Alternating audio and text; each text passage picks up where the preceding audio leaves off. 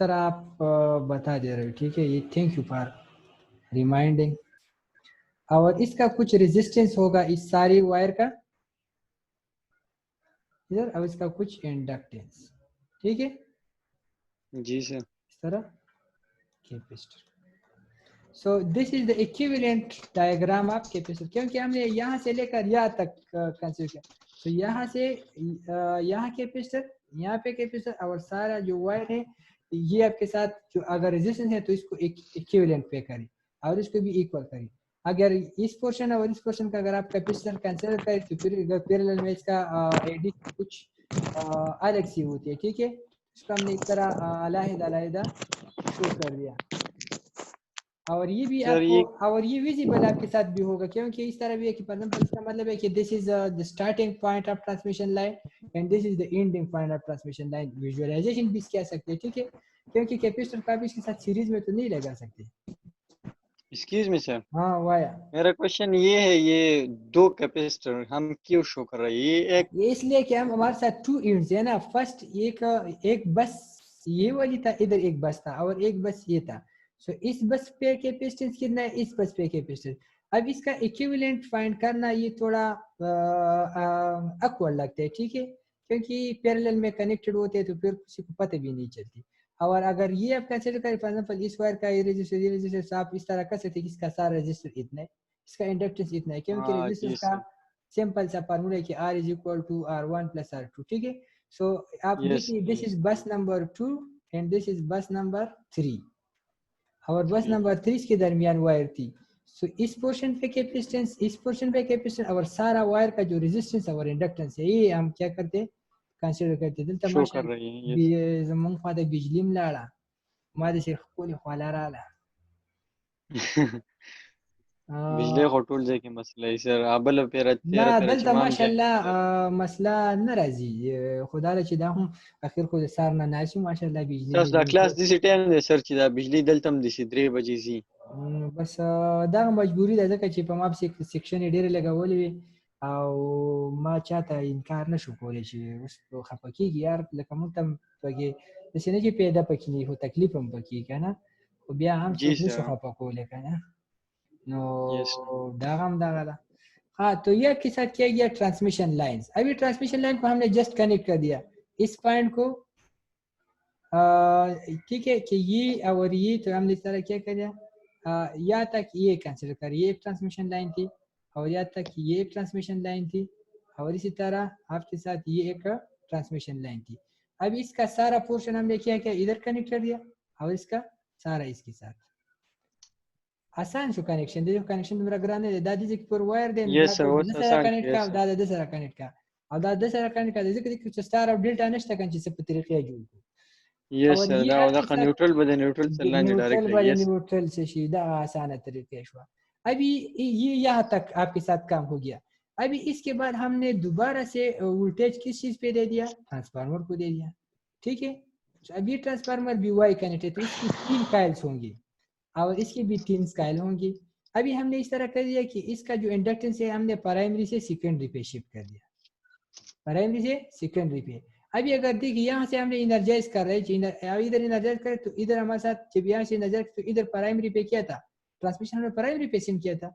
इधर अगर यहाँ से हम इनर्जाइज कर रहे हैं इससे तो हमने क्या किया इसको यहाँ पर फिर भी प्राइमरी पे लगा दिया, ठीक है। अगर इस डायरेक्शन से कंसिडर करता फिर सेकेंडरी पे होगा। सो हमने सारा इंडक्टेंस यहाँ से इधर शिफ्ट किया और शिफ्ट करने का तरीका आसान है, आपको मालूम होगा के से मल्टीप्लाई करना और के स्क्वायर में बाद वक्त मल्टीप्लाई करेंगे। आपको मालूम होगा कि रेजिस्टेंस के लिए क्या बिहेव है, करंट के लिए क्या बिहेव है in the form of transformer के टॉपिक अगर आपको थोड़ा बहुत याद है। सो अगर याद नहीं है तो चलो आप इस तरह याद रखें कि हमने जस्ट इधर ट्रांसमिट किया, कैसे ट्रांसमिट किया, इसका इक्वेशन क्या है, तो ये इक्वेशन इधर हम यूज भी नहीं करते।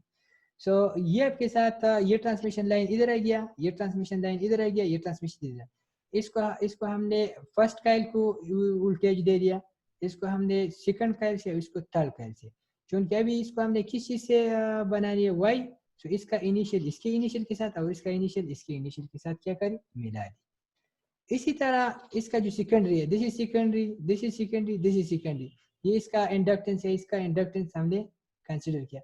अभी इसका इनिशियल ये देखिए इस तरह हमने ये बाईपास सर करके ये इसका सारे इनिशियल कनेक्ट किया इसका इनिशियल के साथ कनेक्ट कर दिया। इसका मतलब है कि हमने स्टार में कनेक्ट किया वाई में, स्टार और ये में। यस आउटपुट, ये पोर्शन इसका आउटपुट है, ये पोर्शन इसका आउटपुट है, ये पोर्शन। इसके बाद this is load, this is load, ठीक है। लोड। सो लोड आपके साथ मैक्सिमम लोड आपके साथ रेजिस्टेंस और इंडक्टेंस की होती है, ठीक है। मैक्सिमम लोड आपके साथ रेजिस्टेंस और इंडक्टेंस। फॉर एग्जांपल अगर आप मशीन चलाते हैं तो इसमें इंडक्टेंस ज्यादा है, आप बल्ब वगैरह चलाते हैं तो इसमें रेजिस्टेंस ज्यादा होता है, ठीक है। सो हमारे साथ मैक्सिमम लोड किस चीज में होते हैं, इंडक्टेंस में होते हैं। कैपेसिटेंस मैंने तो इधर इतना है, कैपेसिटेंस को क्या क्या नेग्लिजिबल है, आप लगा भी सकते हैं, लेकिन चूंकि इस बनस्पत कम है तो आप स्किप भी कर सकते हैं। इसका इक्विवेलेंट इम्पीडेंस डायग्राम, कोई इसका मतलब ही नहीं कि इसमें कैपेसिटेंस बिल्कुल नहीं है। वो सीरीज में लगाएंगे इसमें या पैरेलल में लगा, अगर लगा देंगे? अगर आप लगाना चाहते हैं तो आप इस तरह करिए कि इसके साथ सीरीज में, आप फिर सीरीज में लगा दीजिए, क्योंकि सीरीज में इसका फायदा ये होगा कि फॉर एग्जांपल अगर आप अपने होम का कंसिडर करें तो इस तरह होगा कि फॉर एग्जांपल आपकी कैपेसिटेंस ज्यादा है और इंडक्टेंस कम है, तो इक्विवेलेंट आपके साथ आरसी सर्किट हो जाएगा। आपको अगर जी मालूम सर। है आरएलसी सर्किट, आरएलसी सर्किट जो होता है ये हमेशा के लिए आइदर आरसी होगा आइदर आर एल होगा। आर एल सी का मतलब है रेजिस्टेंस, इंडक्टेंस, कैपेसिटर। ये जो सर्किट है ये कभी भी आर एल सी नहीं होता, ये कभी आर सी होता है, कभी आर एल होता है। कैसे? अगर आर एल अगर इंडक्टेंस कैपेसिटेंस से ज्यादा है, इसका मतलब है इक्विवेलेंट इसका बिहेव आर एल की तरह है। अगर कैपेसिटेंस की बिहेव कैपेसिटेंस में ज्यादा है बनिस्बत इंडक्टेंस की, तो इसका मतलब है कि ये इसका कुछ पोर्शन इंडक्टेंस के साथ कैंसिल हो जाएगा, जो बाकी बचेगा आरसी बन जाएगा। अगर कैपेसिटर और इंडक्टर सेम है तो फेवरली रेजिस्टिव सर्किट हो जाएगा, ठीक है। जी सर। सो आप इसके साथ अब फिर सीरीज में लगा सकते हैं, ठीक है। अभी जी ये सर। आपके साथ आ गया रजिस्टर इंडक्टेंस, ये आ गया रजिस्टर इंडक्टेंस, रजिस्टर इंडक्टेंस। अभी इस अब टेस्ट क्या करें, इस तरह न्यूट्रल को न्यूट्रल के साथ इस तरह मिला दी, सेम एज फेज ये, और इसका न्यूट्रल इसके साथ, इसका न्यूट्रल इसके साथ, जैसे कि ये ट्रांसमिशन का कनेक्शन था। इसके बाद आपने क्या करना है, इसके बाद इधर आपने ये वही क्या चीज़ है, दूसरा जनरेटर है, दूसरा जनरेशन सिस्टम का जनरेटर है। सो इसमें हमने किया था कि जनरेटर इधर अगर देखिए, एक EMF, resistance, inductance, EMF, resistor, inductance. So इसकी तीन काल से ये तीन कंपोनेंट्स है, ईएमएफ, जी resistance, sir. Inductance, EMF, resistance, inductance. और ये किस चीज में कनेक्ट है, स्टार में, स्टार में। तो स्टार के लिए क्या करें, इसका इनिशियल इसके साथ और इसका इनिशियल इसके साथ और इसका फाइनल इस लोड के साथ, इसका फाइनल इस लोड के साथ, इसका फाइनल इस लोड के साथ। सो ये जो आपके साथ दूसरा सर्किट है, दिस सर्किट इसका three one phase, line. Three one line ऊपर थ्री। था, this is called one yes line. Sir. ये आपके साथ वन लाइन था, this is called one line. और ये था थ्री फेज इक्विवेलेंट सर्किट। और थ्री फेज इक्विवेलेंट सर्किट मुश्किल होते हैं, क्योंकि इसमें इतनी सर्किटरी ज्यादा होती है, इसका रिप्रेजेंटेशन मुश्किल होता है, तो इसलिए हम इसको नहीं पढ़ते। फिर इसके बाद अगर हम ये भी देखना चाहते हैं कि चलो थोड़ा बहुत हमें इंफॉर्मेशन हो, कोई चीज विजुअलाइज हो, तो हम किस चीज पे आते हैं, एम्पेडेंस पर फेज पे। एम्पेडेंस पर पेज, पर इसका पीस। मतलब है कि सारे, इसका मतलब है कि एक पेज अगर हम कंसिडर करें तो इसका ये हो जाएगा। अभी हम इसमें हम इस तरह करते हैं इसमें कि इसका जो रेजिस्टेंस है जनरेटर का, ये इतना रेजिस्टेंस नहीं है, क्योंकि अगर आप जनरेटर डिजाइन करते हो इसका भी रेजिस्टेंस ज्यादा हो तो आपका जनरेटर तो अच्छा नहीं है। आपका ऐसी जनरेटर आपने डिजाइन करना होगा कि इसका रेजिस्टेंस कम हो, क्योंकि अगर आप जनरेटर आपकी जनरेटर ईएमएफ जनरेट करते और इससे मैक्सिमम पोर्शन इसी ही जनरेटर में क्या होता है, सर्फ होता है, तो इसका मतलब है कि आपकी तवानाई ज़ाय होती है। तो आपने ऐसी यस सर। ऐसी जनरेटर आपने डिजाइन करने की इसकी ईएमएफ इंडक्टेंस ज्यादा हो, जो ईएमएफ ज्यादा जनरेट करी और इसमें लॉसेस कम से कम हो। तो हम कंसिडर करते हैं कि suppose the losses are zeros. अगर आपके साथ लॉसेस यस के सर। जीरो है, लॉसेस अगर आपके साथ जीरो है, तो इसके लिए हम इस तरह कंसिडर कर देते हैं कि this is EMF and this is inductance, ठीक है। और जी सर। और ट्रांसफार्मर का काम क्या होता है, ट्रांसफार्मर का काम ये होता है कि जस्ट आपको क्या करी, यहाँ से एनर्जी यहाँ पे ट्रांसमिट करी, शिफ्ट से करे एनर्जी वोल्टेज। शिफ्ट करे। सो ये एक लाइन की तरह बिहेव करते हैं कि एक शिफ्ट करते हैं। एक इसका मतलब ही नहीं कि बिल्कुल कनेक्टेड है जैसे कि इन्होंने शो किया, लेकिन मतलब ये कि ये स्क्रीन यहाँ से फुल या नजर नहीं आ रहा है सर। फुल है उसकारी ऊपर का हिस्सा नहीं है। कारी दा साइड वाला हिस्सा नहीं है सर। da زه دې ځکه نه داسې ویم صرف دا پوه شو okay sir. دا لاست ډایګرام دی هغه بره خو ختم شو اوس دا اینه دا हाँ ختم شو सर ये सर ये। ختم شو او ये دې ډایګرام نه سنم ده د دې ډایګرام نوم دی equivalent impedance diagram per phase इसका मतलब है कि हमने ये जस्ट लास्ट लास्ट ये ना ये वाला है ना। A one line diagram B three phase equivalent impedance diagram C equivalent impedance diagram पर फेज इसका मतलब है कि जस्ट एक फेज के लिए हम बना दी उसका मतलब है सारे के लिए ठीक है बस जस्ट ये एक बना दी सो और इसमें इसका फायदा ये ओके सर जी कॉम्प्लेक्सिटी कम है तो हमने क्या किया कि दिस इज द ईएमएफ और इसका ये इंडक्टेंस है अभी ये इधर हमने ट्रांसफार्मर यूज किया तो ट्रांसफार्मर का कुछ इंडक्टेंस था तो इसको इंडक्टेंस ने हमने शो किया और इस लाइन का मतलब है कि यहाँ से वोल्टेज इधर आ रहा है जो कि स्टेप अप हो रहा है लेकिन फिर भी हम कहते हैं कि हमारा काम तो ये कि वोल्टेज इधर प्रोवाइड करना अभी स्टेप अप है स्टेप डाउन है तो इधर हमने शो किया कि दिस इज ट्रांसफार्मर का मतलब है कि या स्टेप अप करेगा या स्टेप डाउन और ये जनरेशन के करीब है तो इसका मतलब है this step up transformer by default आपको गिवन है और ये आपका क्या वही ट्रांसमिशन लाइन है रेजिस्टेंस इम्पीडेंस यस सर। ये चूंकि ट्रांसमिशन लाइन बहुत लेंथी होती है सो बहुत लेंथी होने की वजह से इसका रेजिस्टेंस आप नेग्लेक्ट नहीं कर सकती और ये जो जनरेटर है ये तो आप इसी तरह डिजाइन करेंगे कि इसमें लॉसेस बहुत से अगर इसका इंडक्टेंस इससे कई गुना ज्यादा हो तकरीबन 100 टाइम ज्यादा हो 10 टाइम भी ज्यादा हो तो इसको फिर नेग्लेक्ट कर सकते हैं ठीक है ये रूल्स आप तब के कि अगर एक क्वांटिटी दूसरी से 10 टाइम ज्यादा हो तो इसको आप नेग्लेक्ट कर सकते हैं ठीक है अभी दिस इज ट्रांसमिशन लाइन इसके बाद ये दूसरा ट्रांसफार्मर था स्टेप डाउन वही ट्रांसफार्मर इसके बाद दिस इज लोड और ये वही जनरेटर सेकंड जनरेटर ये सर। ये जनरेटर ये आपके साथ transformer this is transmission line ये transformer this is load this is generator so this is called one line diagram this is called one line equivalent one line diagram three phase equivalent diagram and per phase diagram आपके लोग अभी माशाल्लाह बहुत ज़्यादा है 22 तो मैं इस तरह का तो एक स्क्रीनशॉट लेता हूँ और क्लास के आखिर में मैं आपके साथ एलएमएस का स्क्रीन शेयर करूँगा वो ज़रा अटेंडेंस लगाऊंगा ठीक है आपके सामने लगा दूंगा ठीक है और आप भी याद रखिए कि कोई बंद आपको इस तरह नजर में रखिए कि जो भी बंद है वो क्या करे अभी मैंने रिकॉर्डिंग दोबारा स्टार्ट करी है ठीक है सो ये आपने पढ़ लिया कि वन लाइन डायग्राम और इसकी कुछ पोर्शन थी आपने आपको ये याद हो गया अभी हम आते हैं वही बुक में आपके साथ जो मैंने स्क्रीन शेयर किया था इसी बुक के फर्दर टॉपिक से हमने ये लेक्चर्स बना दिए ठीक है लेकिन इधर मैंने ये जो कनेक्शन किया था तो ये मैंने हाथ से किया था थोड़ा मुश्किल था इससे और उससे समझाना बहुत आसान था ठीक है so per unit system what is mean by per unit system क्या चीज़ है अभी थ्योरी स्टार्ट हो गया वही भी थोड़ा थ्योरी था लेकिन डायग्राम था तो इसका डायग्राम का समझना थोड़ा मुश्किल था सो आपने वही समझ लिया तो इसके बाद अभी आपको थोड़ा आसान सबक बता देते कि आप अगर बोर हुए हो तो आप अभी ठीक हो जाएंगे पर यूनिट सिस्टम क्या चीज़ है अब पर यूनिट वैल्यू अब एनी क्वांटिटी इसका मतलब कि पर यूनिट क्वांटिटी आप हर चीज़ के लिए फाइंड कर सकते हैं ठीक है अब per unit value of any quantity is defined as the ratio of the quantity to an arbitrary chosen reference value having same dimension.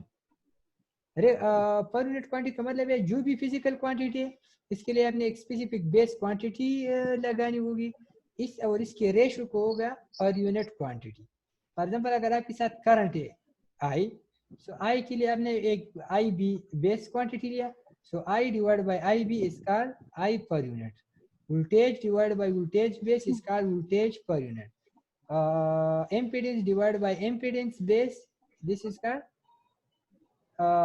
पर यूनिट बेस क्वांटिटी ये अभी आपको क्लियर हो जाएगा अब पर यूनिट वैल्यू आप एनी क्वांटिटी कोई भी क्वांटिटी पावर हो करंट हो इम्पीडेंस हो ठीक है तो इसका क्वांटिटी आप कैसे डिफाइन करेंगे any quantity the ratio of the quantity वो जो क्वांटिटी के लिए, वो क्वांटिटी जिसके लिए आप पर यूनिट क्वांटिटी फाइंड करते हो, तो वो क्वांटिटी को एक बेस, एक रेफरेंस क्वांटिटी से क्या करी, डिवाइड कर दी, तो इससे आपके साथ बन जाएगा पर यूनिट क्वांटिटी। यानी अगर बेस से आप, अगर आप कोई इसको डिवाइड करते, इसका मतलब है नॉर्मलाइजेशन, तो इसको नॉर्मलाइज वैल्यू कहते हैं। नॉर्मलाइज वैल्यू को दूसरा नाम है स्केल वैल्यू, ठीक है। फॉर एग्जांपल अगर आप अपनी ये जो रिजल्ट का सिस्टम देखिए, इसमें वो लोग क्या करते हैं, आपकी जो एग्जामिनेशन है इसमें आपकी वैल्यू नॉर्मलाइज करते हैं। कैसे नॉर्मलाइज करते हैं, फॉर एग्जांपल हर एक ने कितने नंबर लिए, तो इसके मैक्सिमम नंबर किसने लिए, इस पर सबको डिवाइड कर देते, इसका मतलब है नॉर्मलाइजेशन। इसी तरह इधर भी हमने एक बेस क्वांटिटी लिया, हर एक क्वांटिटी को इसी बेस क्वांटिटी से डिवाइड करें, तो this is called normalize quantity और स्केल क्वांटिटी। और इसको मैथमेटिकली आप कैसे लिखेंगे, quantity in per unit is equal to physical quantity divided by base value of the quantity. इसको the base value is also called unit value, इसको unit value भी कहते हैं, और इसको per unit system में 1 से डिनोट हो सकते हैं, ठीक है। its value is 1। sorry, in per unit system it has a value of 1, इसकी वैल्यू 1 होती है। और सिंबल इसके लिए है कि आप इस तरह लिखिए PU, PU I PU का मतलब है I per unit ويم تتلق ما تبطل شيء تلق لق نفوي وجدا يو example بزوي ما نوصل في كويش. A symbol used for per unit is PUR 0 by 1, ठीक है। अभी फॉर एग्जांपल मैं इस तरह बता देता हूँ, ठीक है। ये देखिए बारान शुको हमारा बिजली से कबूत लगा हारून नंबर 2500 गोरा। फॉर एग्जांपल अभी आपने बेस क्वांटिटी आपने कैसी फाइंड करना होगा, तो बेस क्वांटिटी आपसे there are 4 base quantities, base voltage, base current, base impedance, base volt ampere. Volt ampere किस चीज का यूनिट है, पावर का। अब अभी के साथ बेस वोल्ट भी आ गया, बेस करंट भी आ गया, और बेस इम्पीडेंस और बेस पावर, ये आपके साथ गिवन होगा कि आई बी इतनी, ये this is reference, this is current I B, this is reference V B, this is reference. अभी आपके साथ रेफरेंस जो भी वोल्टेज है, फॉर एग्जांपल वी वोल्टेज है, जितनी भी वोल्टेज है 5, फॉर एग्जांपल हमारे साथ 50 वोल्ट बेस है। अभी हमारे पास जितनी भी वैल्यू है, इस वैल्यू को 50 से डिवाइड कर, this is called per unit value. For example अगर आपसे कोई पूछे कि द बेस वोल्टेज, हमारी सारे सिस्टम के लिए बेस वोल्टेज 50 है, तो अगर आपके साथ वोल्टेज 60 है तो 60 डिवाइड बाई 50। इस तरह अगर आपके साथ है 30 तो 30 डिवाइड बाई 50। इसका मतलब ये है कि आपके साथ बेस क्वांटिटी गिवन होगा। अभी वही क्वांटिटी वोल्टेज की जो भी क्वांटिटी, इसको बेस क्वांटिटी से डिवाइड करें तो इसको कहलाते हैं पर यूनिट सिस्टम। वो वाया रूल नंबर 2500। जी सर। हाँ सनवे अभी दोबारा से सपोज पर यूनिट सिस्टम क्या चीज होते हैं, पर यूनिट वैल्यू आपके साथ वही वैल्यू है कि आपने एक आर्बिट्ररी वैल्यू चूज किया होगा कि this is my base value. Voltage हो तो वोल्टेज का फॉर एग्जांपल आपके साथ 4 क्वांटिटीज है, करंट, वोल्टेज, इम्पीडेंस और पावर, ये 4 क्वांटिटीज है। इस 4 क्वांटिटीज में आप आर्बिट्ररी कोई वैल्यू लेंगे कि ये this is my base quantity. अभी इस बेस क्वांटिटी आपने एक दफा डिफाइन किया, अभी हर कोई वैल्यू को इसी वैल्यू से डिवाइड करें।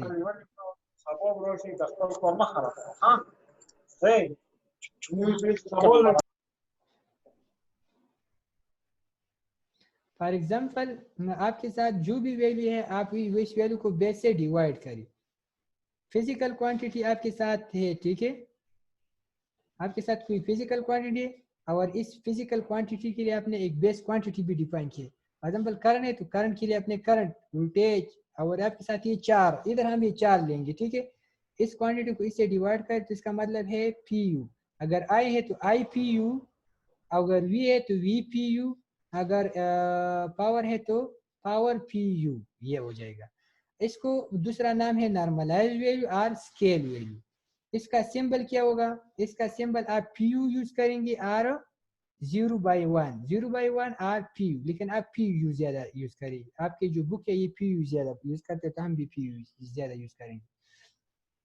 अभी सपोज सिंगल फेज सिस्टम है, इसके लिए हम बेस क्वांटिटी डिफाइन करते हैं, ठीक है। Excuse me sir. वाया सर दा फी यूज से लपاره مونږ دا کو पर रिप्रेजेंट यूनिट, पर unit, okay sir per unit, PU मतलब है पर यूनिट।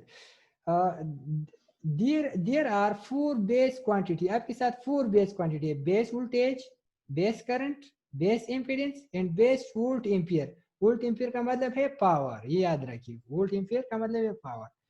अभी for example if any two of them are known, अगर आपको जस्ट उन्होंने दो बेस क्वांटिटी वोल्टेज दिए और करंट दिए, और ये दोनों बेस इक्वेशन में उसने एक सपोज एक न्यूमेरिकल क्वेश्चन है, इसमें जस्ट उसने आइदर वोल्टेज और एक इम्पीडेंस ये दोनों दिए और ये दोनों बेस उसने नहीं दिए, तो फिर आप इन दोनों को यूज करके अपने लिए बेस करंट और बेस वोल्ट एम्पियर फाइंड कर सकते हैं। अगर ये दोनों गिवन है तो ये दोनों फाइंड कर सकते हैं, कोई भी दो गिवन हो तो और दो आप फाइंड कर सकते हैं। कैसी? If any two of them are known, the other can be determined. For example, उस मंगा खपल example है, the current base can be determined by, suppose हमारे साथ क्या given है, voltage और volt ampere, ये हमारे साथ suppose given है, voltage और volt ampere given है, तो मैं current और impedance find करना चाहता हूँ, तो current के लिए equation क्या होगा, इसका मतलब है क्या, power, इसका मतलब है power, so SB divided by VB, P is equal to IV, और हमने कहा कि कॉम्प्लेक्स पावर को हम इससे डिनोट करते हैं, तो S B divide by V B. ये इक्वेशन ठीक है या ठीक नहीं है? ठीक देखा ना सर, ये इसका समझ नहीं आया सर। ये इस तरह की आपको शायद आपको मालूम होगा, लेकिन उस पेज में असल के तासु पावर पर पी बानी डिनोट कई और दावे पर एस बानी डिनोट कई, दे वजह जी तासु सर। तक ओके ओके तासु पोटेंशियल पे शोची दाई चुवे गोरा। सपोज पावर कॉम्प्लेक्स पर x1 पावर को हम किस चीज से डिनोट करते हैं, एस से। p से, सपोज S पावर से, S। बेस है तो इसके साथ बी लिखी इस भी, और पावर का यूनिट के volt, watt, volt volt ampere, ampere. KVA, ठीक है। इसका ये ना आपको मालूम है 3 जी किस्म सर। के यूनिट है, केवीए तो ए वी इसने लिखा या के लिखा था,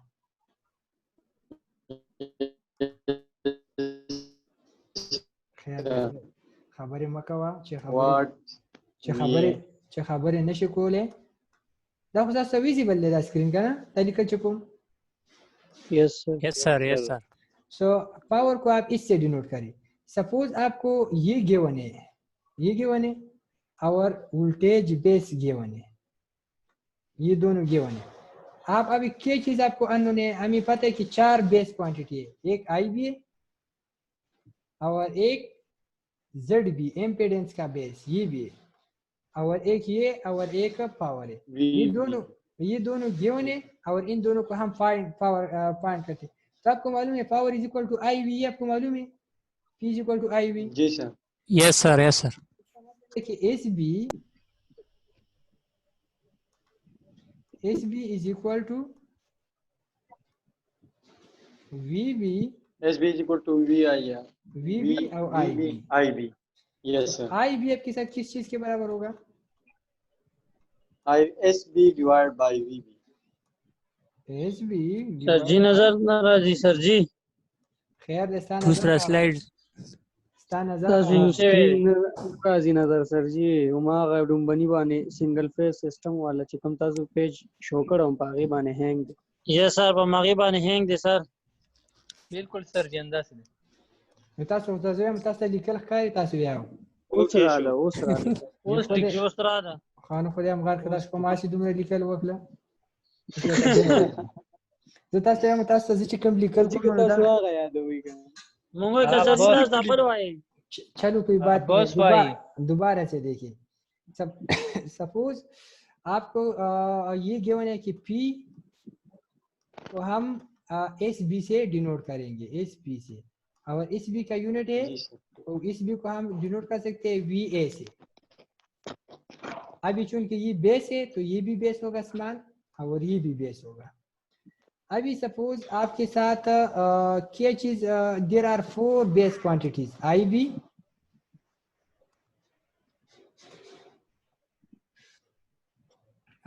वी बी वसीमा बारान शता Z B No, sir. I B sir जी मैं इधर आखिर په دې به ته مرګره خدا سي ډنډا را شروع کو دا سي سیلې یا کړم ورسره जेल तो अब तक शुरू दे sir I B V B S B और जेड बी हेल्थ ओरियस ये चार क्वांटिटी सपोज आपके साथ ये दोनों गिवन है एस बी गिवन है और वी बी ये दोनों गिवन है ये बेस क्वांटिटीज आपके साथ गिवन है सो आप ये और जेड बी कैसे फाइंड करेंगे तो आपको ये इक्वेशन अगर आपको मालूम है power is equal to voltage या वी आई वी या वी आई सारी ये आई अब सेरा बड़ा रावालम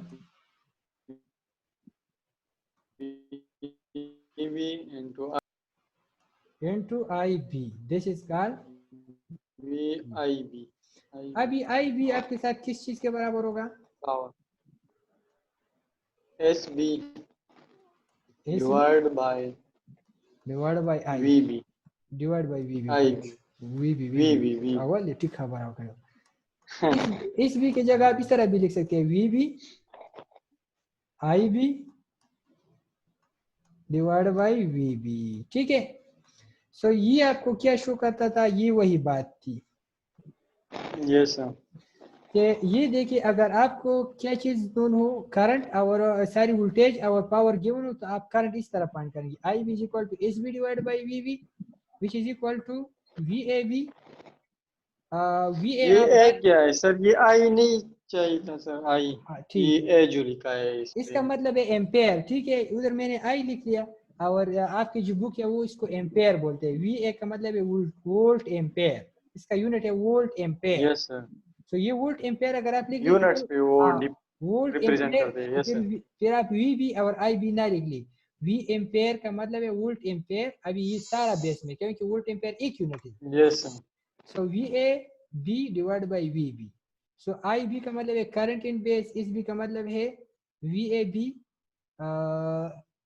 ये आपके साथ है बेस वोल्टेज सेलेक्टेड VA और VB का मतलब है सेलेक्टेड वोल्टेज बेस इसका हमने वोल्टेज को एज बेस सेलेक्टेड किया है अभी ये याद रखिए अगर फॉर एग्जांपल अगर आपके साथ तीन किस्म के पावर है एक्टिव रिएक्टिव और एक्टिव रिएक्टिव रेजिस्टिव ना रेजिस्टिव बने हुए का ना एपेरेंट पावर सर एपेरेंट सो हर एक पावर के लिए ये याद रखिए इस तरह नहीं है कि हर एक के लिए फॉर एग्जांपल क्यू बी अगर हो इसके लिए अलग क्यू बी होगा पावर एक्टिव के लिए अलग बेस होगा हर एक के लिए एक ही बेस होगा ठीक है for example S B base ये हर एक के लिए होगा VAB एस बी का मतलब है पावर इन बेस अब इसको आप इस तरह लिखो VAB मतलब है वोल्ट एम्पेयर इन बेस ये तीनों के लिए एप्लीकेबल है किस चीज के लिए एप्लीकेबल है PB का मतलब है एक्टिव पावर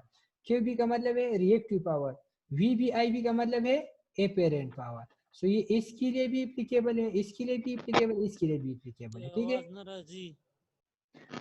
څنګه ټول ته نه کو دی یو ته مسله ده ستا आवाज هم غره مت ډیر راځي سر جی आवाज راځي ठीक दे सर जी मुत्तकी बस کله کله بس گزاره کوونو بس کورونا ده خدای دې بچ کی تام او مونږ कोरोना ټول بچی وی دي یونیورسيټي نه وتی دي سر بچي وی چرته دي دا ولی تاسو چې هاوري یو سټوډنټ دی او هغه په والد صاحب ته هغه ډیر ټینشن کې او هغه سره کې کیسم د کریټیکل وو مال الله بخیر چې دا وسی خو وی هغه دا مو ته چینج کړی سو ته وی تا پلازما وته دا چینج کړي کو څه ته چینج کړي دا وسو کله کله چې یو طریقه کاری دی نو هغه وته چینج کړي دا نو وای خره بس مال الله دې نورم خکی चलो ये भी है कि आपके साथ फिर 4 मिनट से दोबारा प्लीज आ जाए इसके बाद इस पे न्यूमेरिकल इस आज